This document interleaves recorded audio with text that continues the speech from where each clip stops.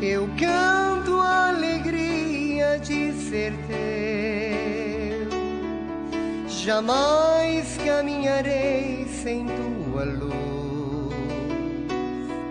Teus passos seguirei sem hesitar. Te dou meu coração. Glória seja dada ao Pai, ao Filho e ao Espírito Santo, como era no princípio, agora e sempre. Amém. Um bom dia a todos. Já são 2h da manhã de sábado. Acabamos de transpor o dia da sexta-feira, da primeira sexta-feira do mês, e hoje já é madrugada de sábado, que é o dia consagrado a Nossa Senhora. Eles falam que o sábado é a aurora e o domingo é o dia. Então, no sábado comemora-se a memória de Nossa Senhora e no domingo é o dia do Filho dela, o dia do Senhor. É um dia de oração, é um dia de reflexão, é um dia de descanso do trabalho exaustivo da semana e é principalmente um dia de ação de graças por todos os frutos coletados durante a semana, pela vida, pela família, enfim, por tudo aquilo que Deus tem nos dado gratuitamente, todas as cortesias e delicadezas e mimos que Deus tem nos dado. Por isso é um dia de louvor, é um dia de agradecimento, dia de gratidão. Mas a gente vê que esse dia tem essa especialidade, inclusive a missa nunca deve ser faltada para aqueles que são cristãos católico, apostólico, romano, mariano, mas nós sabemos que depois do Concílio Vaticano II vai-se à missa todos os dias, porque todo dia é dia de orar, dia de encontrar com a comunidade, é dia de crescer na fé. E é na soma de todos os corações juntos, plugados no altar, ligados no altar onde ali acontece o maior milagre da vida, Deus está com o olhar voltado para todos aqueles que com Ele concelebram. Ele é a mesa do banquete, o altar, Ele é a vítima, Ele é a Eucaristia, né? E Ele é o sacerdote. E durante a Santa Missa é como se fizéssemos um caminho, uma viagem junto com Jesus, desde o princípio até o final de sua vida e sua ressurreição. A gente reza tudo aquilo que a Igreja sempre nos pede. Reza-se pelos defuntos, reza-se pelos vivos, reza-se numa comunhão com os santos, reza-se a oração que Jesus nos ensinou, que é a mais bela de todas, Pai Nosso. Tem a adoração, momento de adoração, passa-se pela comunheira da casa, que é o ponto, que é o pé direito da casa, que é o por Cristo, com Cristo, em Cristo, doxologia. Inicia-se a missa com o sinal da cruz para a procissão seguir, onde nós temos o ato penitencial, onde pedimos perdão a Deus, damos glória a Deus, uma leitura do Antigo Testamento que casa e tem uma conexão com o Evangelho. Temos um salmo que também combina com essas duas leituras, onde a maior de todas é o Evangelho, onde é o próprio Jesus, a boa notícia. E depois nós comungamos com todo prazer o alimento que contém todos os sabores, o pão dos céus, o pão que contém todos os sabores, a Eucaristia. Sacramento ímpar, salutar, indispensável à nossa alma. É através da Eucaristia no dia a dia que vamos nos parecendo cada vez mais com Jesus. É que nós vamos nos tornando um novo Cristo grande no superlativo. E é por isso que a missa é a rainha de todas as orações. Como diz São Bernardo, salvo engano, uma missa participada em vida, 1000 missas para a alma de um defunto não chega a comparar a uma missa participada enquanto vivo. Porque é participando da missa que você saboreia e sente. Então, por isso que eu não vejo muito sentido em levar flores, enfeitar túmulos. Cuidado deve-se ter, mas esse esmero de levar flores para os restos mortais, há um costume dessa natureza, porém a gente não vê esse hábito enquanto as pessoas estão vivas, então a gente não vê sentido, porque os mortos, os restos mortais, não manifestam nenhum sentimento em relação aos presentes que lhes é dado depois de mortos. As flores, os enfeites, tudo aquilo que elabora-se para enfeitar o túmulo, enquanto ali dentro tem os restos mortais. O que eles querem e precisam é de rosas de orações, flores de orações. Por isso, uma missa celebrada em prol de um defunto, as orações oradas no dia a dia, com pensamento ligado àqueles que morreram na saudade, na dor, clamando os céus, são um alívio para essas pessoas que já se foram. É uma graça, é um refrigério, principalmente para aquelas que se encontram ainda no dogma de fé que é o purgatório, onde ali elas estão purificando-se para ir ao encontro do puro dos puros, do santo, do todo santo, santo, santo, 3 vezes santo. Por isso que nós temos que olhar e cuidar muito da nossa vida espiritual, que eu falo que é a nossa coluna vertebral. Das 3 dimensões, a mais importante é a nossa fé. O corpo, a mente,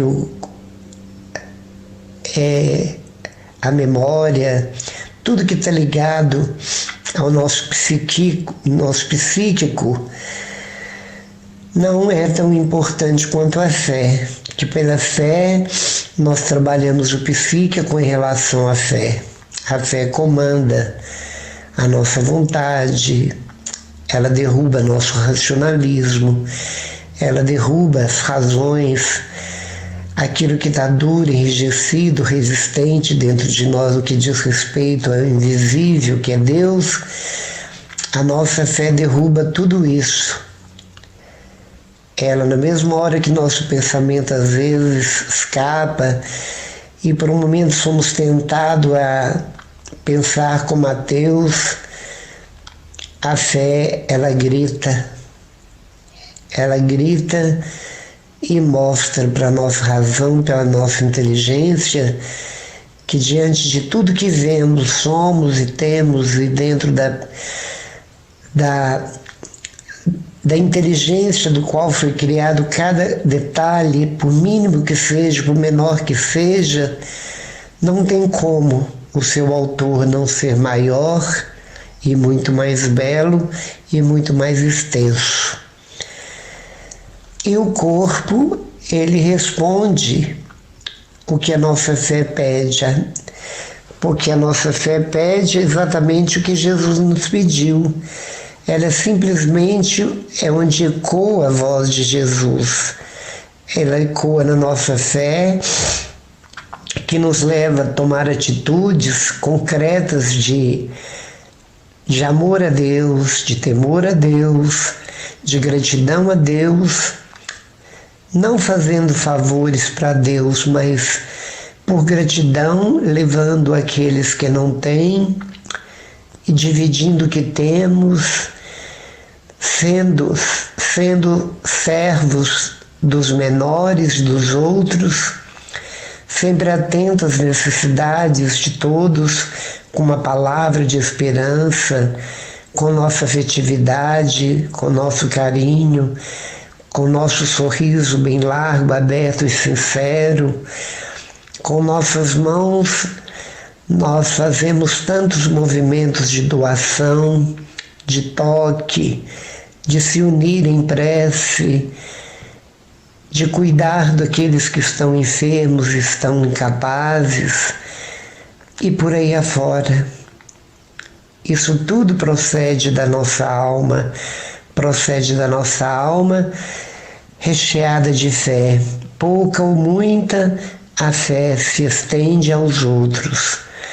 E como Deus pede para nós que creiamos e que perseveremos, porque a perseverança, ela apoia a fé e a fé é apoiada na perseverança. Já disse isso várias vezes. A fé ela exige uma perseverança de tudo que a fé nos chama, que a Igreja nos chama, que Jesus Cristo nos chama, que o Pai nos chama por Jesus e que o Espírito sopra em nós pelo sopro de Jesus, que é o amor. E é nessa experiência deste amor que se derrama como as cachoeiras de Itaipu, vamos dizer assim. São milhares e milhares de litros de água que caem continuamente. São esses também os favores que descem do coração de Deus em nosso favor. E da mesma forma que desce em nosso favor, nós devemos também derramar estes favores que Deus nos dá para aqueles que desconhecem, para aqueles que ignoram a verdade, porque uma das maiores caridades que nós prestamos aos outros é tirar a ignorância de Deus dos corações e derramar ali dentro as verdades, sermos convincentes o suficiente para que eles acreditem através das nossas atitudes, porque muitas vezes a palavra convence, mas são os testemunhos que arrastam. Por isso que Jesus nos manda, Ele sempre nos manda, desde o primórdio da Igreja, Ele chamou 12 para que esses 12 fossem todos os cantos da terra, discípulos que formaram discípulos, apóstolos que formaram discípulos, discípulos que continuam multiplicando, fazendo discípulos. E assim a Igreja caminha como a Arca da Aliança. Ela caminha, não no caminho geográfico, mas ela caminha naquilo que Jesus pediu, naquilo que Jesus nos ordenou, no ide que Jesus falou no imperativo, no verbo imperativo, ide a todo mundo e pregai o Evangelho a toda criatura. Porque aquele que crer se salvará, aquele que não crer não se salvará. Então veja a grande importância de sermos protagonistas do Evangelho.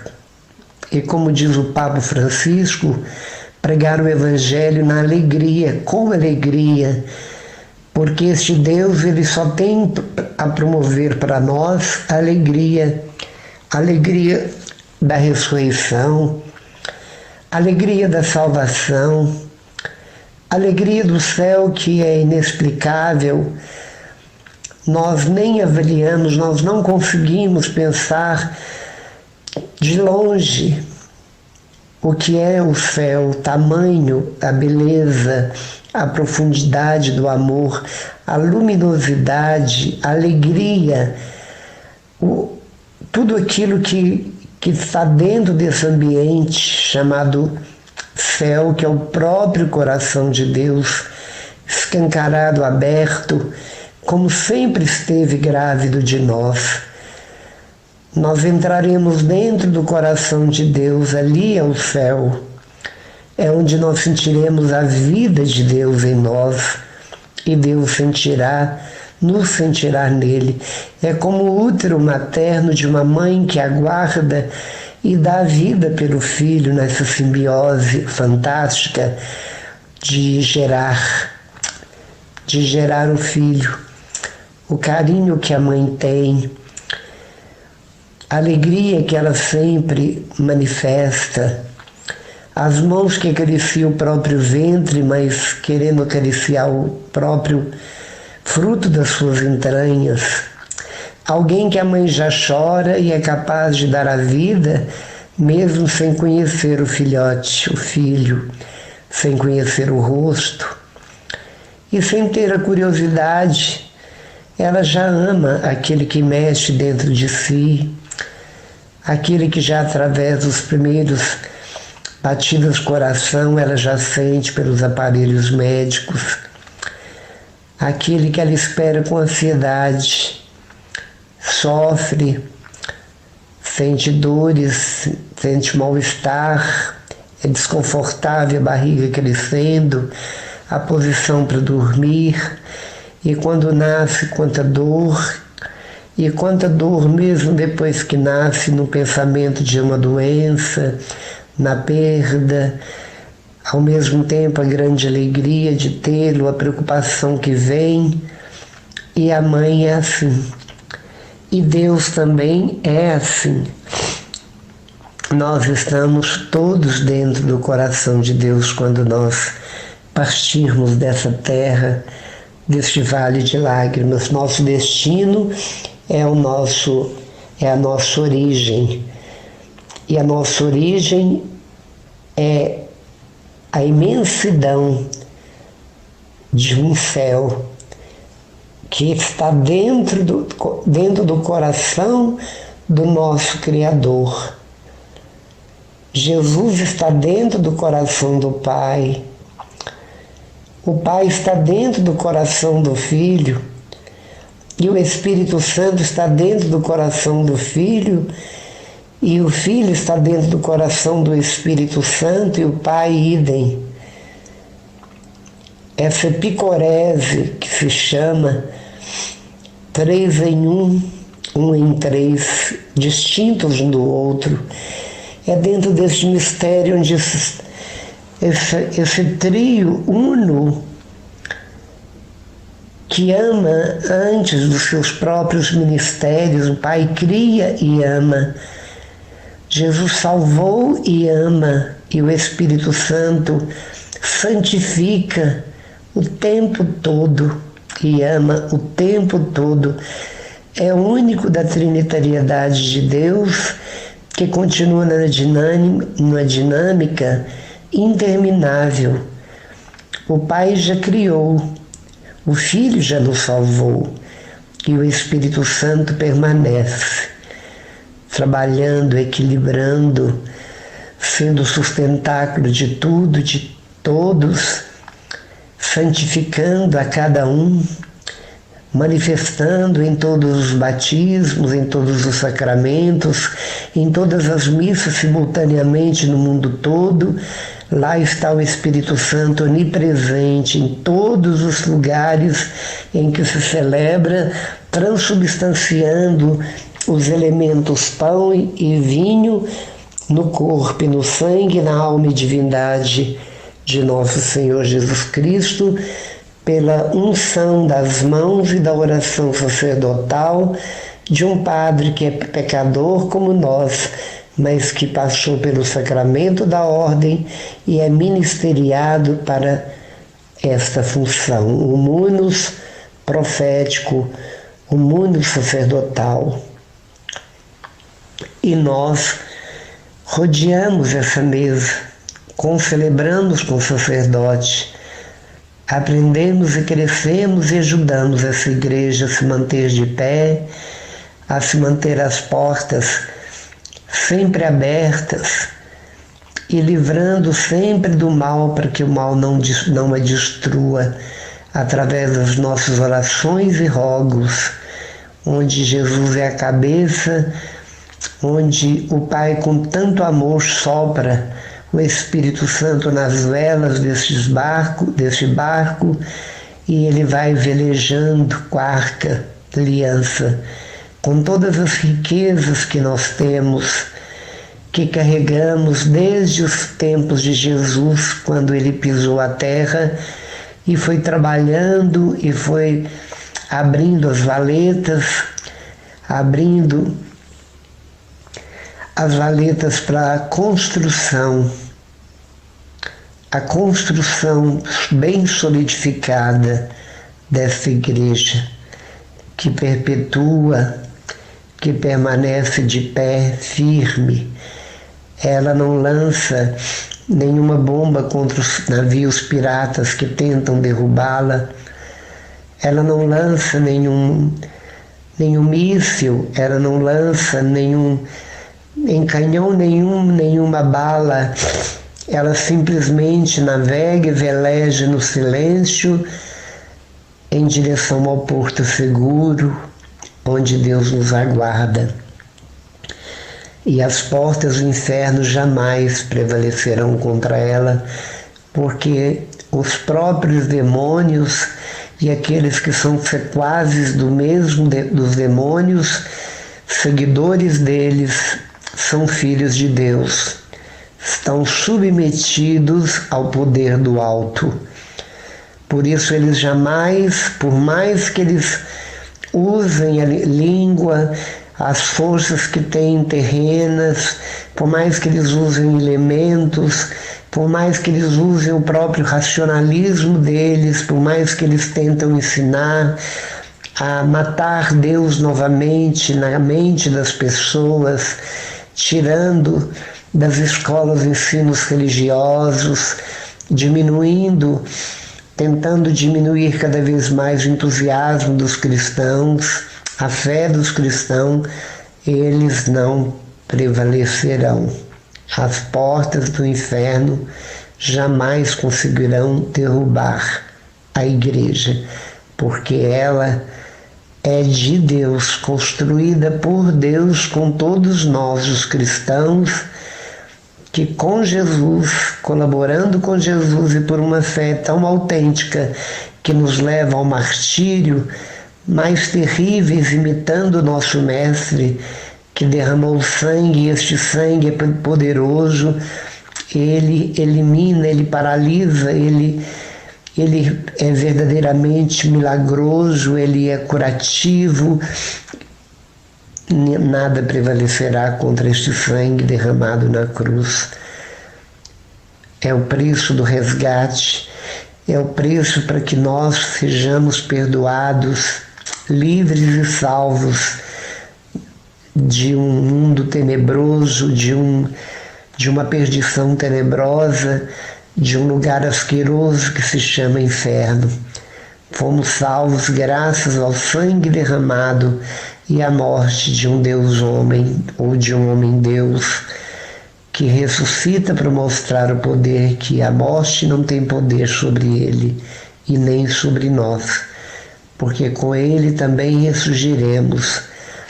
Por isso Jesus sempre nos fez olhar para o horizonte e ver no horizonte uma luminosidade de muita esperança. A palavra de todos os dias da Igreja, o Catecismo da Igreja Católica e outros documentos, todos estão plugados, estão pautados, estão conectados com o Evangelho. Tudo está conectado com o Evangelho. Todos os livros, toda a literatura cristã está ligada nos Evangelhos. Nada está fora dos Evangelhos.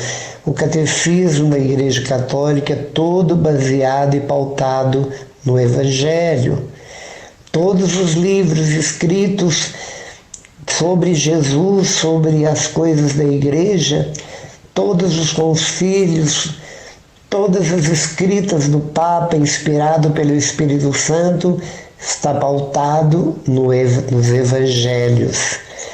Tudo em Jesus, por isso tudo por Cristo, com Cristo e em Cristo, e nada sem Ele.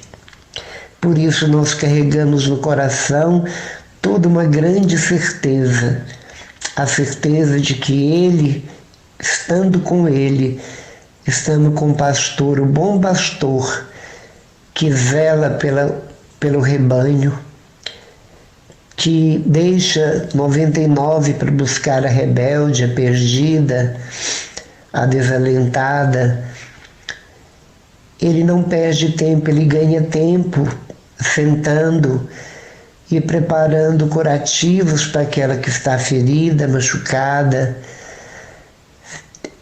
Ele não perde, mas ele ganha tempo tosquiando as que estão com a lã toda emaranhada, com carrapichos, carrapatos e coisas do gênero, para que nasce uma lã nova. Aquela que não consegue andar porque machucou a perna, uma pata, ele coloca nos ombros, ele sustenta, ele alimenta as ovelhas, levando-as em prados suculentos. Ele sacia da nossa sede, nos levando às águas refrescantes. Ele nos coloca sobre uma montanha, diante de inimigos, predadores. Ele transborda a nossa taça, o nosso coração, com amor que não existe igual no mundo, que vai muito além das emoções de um amor de uma pessoa para outra pessoa, no sentido de paixões, porque nós devemos também, como Jesus, ter um amor de um pastor para com as ovelhas, porque assim como fomos amados e somos amados gratuitamente por Ele, como um pastor zeloso que nos chama pelo nome, que dorme conosco, que come conosco, que arma uma tenda para recolher-nos no tempo chuvoso, que fica atento com cajado, com bordão, para que nenhum predador lobo aproxima do rebanho. Ele que tem ovelhas que deita a cabeça sobre o seu próprio ventre, quando ele deita sobre a relva debaixo da lona de uma tenda, enquanto vigia as ovelhas pernoites, noites e noites afora, aproveitando o tempo em que o verde se torna mais intenso, fica longe da família e só na seca, no inverno, é que ele volta com o rebanho para casa. Assim Jesus cuida de nós e nós devemos assim cuidar-nos uns dos outros, deixando que Jesus use nossas mãos, nossos pés, nossos olhos, nossa inteligência, toda a nossa capacidade de amar, para também estar cuidando dos outros e deixar-nos cuidar com muita humildade por outros como um pastor, aceitar a própria condição de impotência e se deixar cuidar por Jesus, que usa nossos irmãos, que nos usa para cuidarmos uns dos outros. O oxigênio da vida é o amor. A bússola que temos é o amor no norte, o amor no sul, o amor no leste, no oeste e assim por diante na rosa dos ventos. O oxigênio, volta a dizer, é o amor, a brisa suave é o amor, tudo que nos rodeia de cenários, de paisagem, qualquer canto que formos, É o amor, seja no deserto, seja nas montanhas geladas, onde quer que formos, tudo se respira o amor, a terra que produz, o céu noturno onde as estrelas brilham para tirar nossos medos noturnos, é o amor. A profundidade do azul do céu nunca nos cansou, é uma abóbada que nos cobre, é o olhar de Deus por inteiro sobre todos e tudo, é o amor. E quando nós vemos isso tudo, nós vemos que nas 3 parábolas do capítulo 15, do capítulo 14 de Lucas, que é o coração da Bíblia, Jesus nos conta 3 parábolas para falar e delinear a grandeza do Pai. Por isso ele, com todo esmero, com toda disciplina, com toda boa vontade, com todo amor, humildade, ele respondeu a todas as expectativas do Pai aqui na Terra para transformar a humanidade, para mudar os conceitos e os preconceitos da humanidade, para nos levar a imitá-lo, a segui-lo no caminho, volto a dizer, não geográfico, mas um caminho em que ele por 3 anos foi mostrando como é o caminho para o Pai, quais são os movimentos que devemos ter. Esse é o caminho que é Jesus, é fazer o que Jesus fez, é viver como Jesus viveu, é obedecer ao Pai como ele obedeceu, é jamais se fadigar ou cansar de praticar o bem e tomar a regra de ouro na íntegra: tudo que quero que façam comigo, que eu faça aos outros.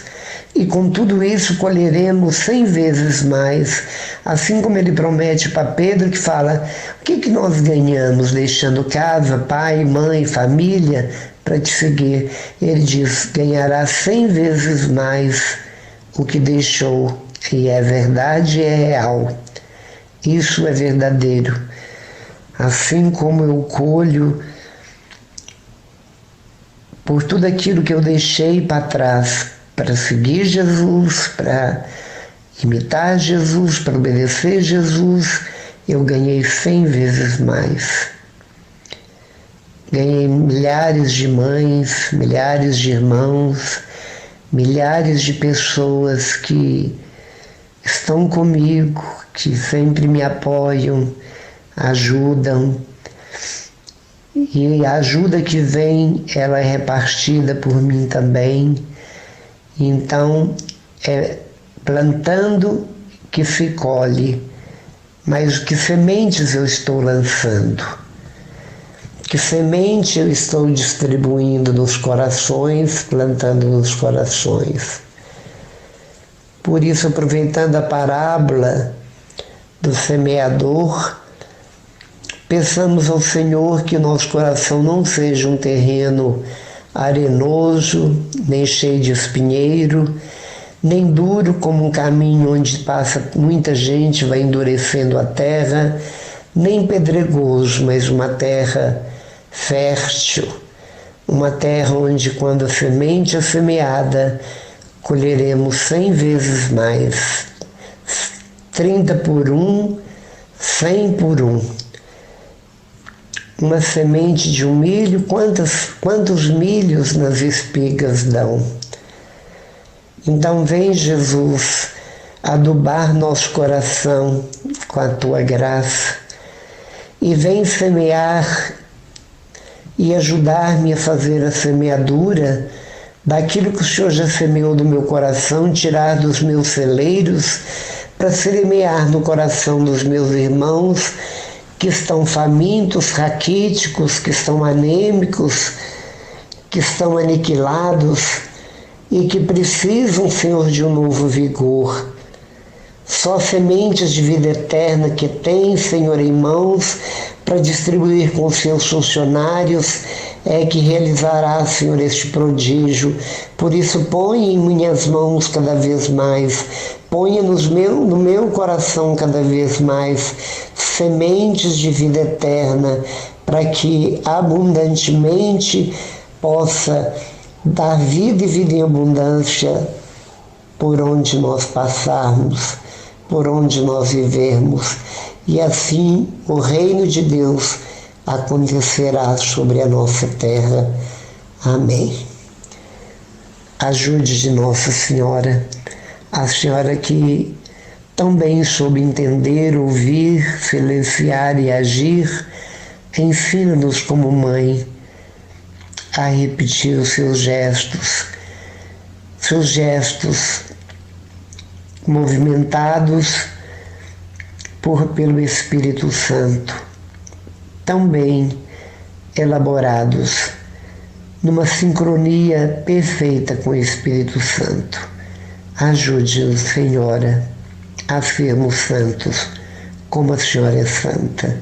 Estivemos unidos e reunidos em nome do Pai, do Filho e do Espírito Santo. Amém. Eu canto a alegria de ser teu, jamais caminharei sem tua luz, teus passos seguirei sem hesitar, te dou meu coração.